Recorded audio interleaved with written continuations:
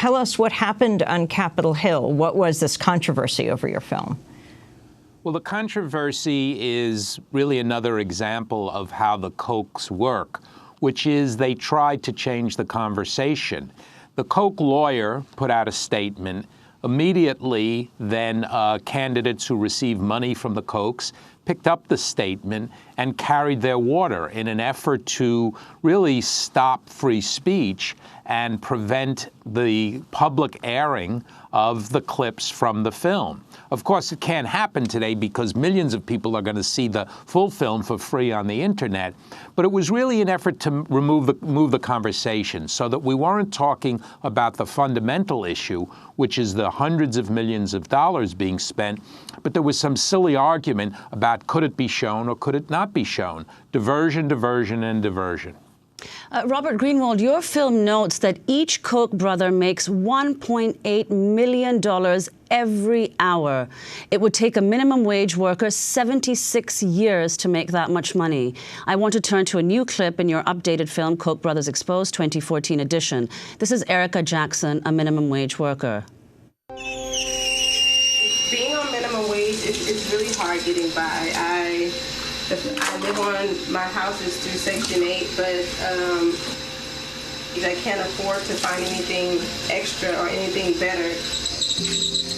It's really hard trying to get by.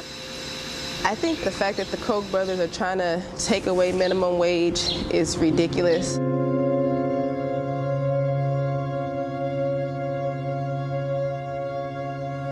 I'm just filling out the forms that, my public assistance they require in order to get assistance with anything. If minimum wage was just raised $1 or $2, I wouldn't need public assistance.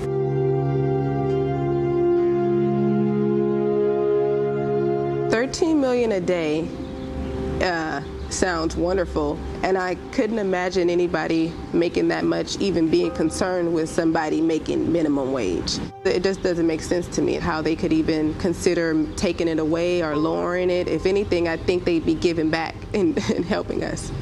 And in this clip of Koch Brothers Exposed, we see how the Koch brothers, this is Charles and David Koch, there are actually 4, but how Charles and David Koch have attacked labor unions.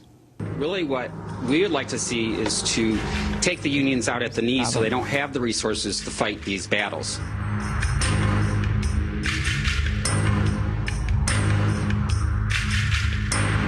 This is a coordinated effort where you have ALEC and Americans for Prosperity, the Koch brothers and their allies spending millions and millions and millions of dollars to fight unions and to take this country backwards. The Koch brothers want to eliminate the ability for working folk to have power at either the ballot box or the bargaining table, so they try to eliminate trade unions. The Koch brothers not only want to destroy unions, but they want to destroy the lives of working people across this country. They do not want to have safety regulations. They do not want workers to be able to negotiate wages and benefits. That's a clip of Robert Greenwald's new film, Koch Brothers Exposed, the 2014 edition. Robert, explain why you've made a new film. You had Koch Brothers Exposed, but you've just updated it. The reason really was Citizens United. Both the fact of Citizens United, the way the Koch brothers played a role in changing the law because they hadn't liked it, so now they helped bring about Citizens United. And of course, what we're seeing now, which is just extraordinary, the sums of money, the literally hundreds of millions of dollars spent in so many different ways. Look, we have an amazing team of researchers. They've literally been working 18, 20 hours a day trying to get the numbers, get the facts. So in addition to what's public, there's so much money that they hide. There's the so-called Koch Bank. There are trusts set up, and we're still tearing out our hair about how much more money that we're not even knowing about. So the film was an effort to talk about that and to bring up the new information as you showed, the minimum wage clip, to update some of the information about how the Kochs give money to colleges with strings attached, and the Catholic professors objecting to the money being given to Catholic University, to bring up some of the victories where in North Carolina, the local school board finally threw the Koch candidates out and turned back their efforts to resegregate the schools. So there are some victories in all of this. But most importantly, I mean, this is a tool, and the film is free. We wanted people to be able to see it for free, thanks to over 2,000 small donors, many people in your audience. And we want people to be able to take clips and sections of the film and forward it on. Send the environmental clip on, or send the union clip on, or send the minimum wage clip. You mentioned the environmental clip, Robert.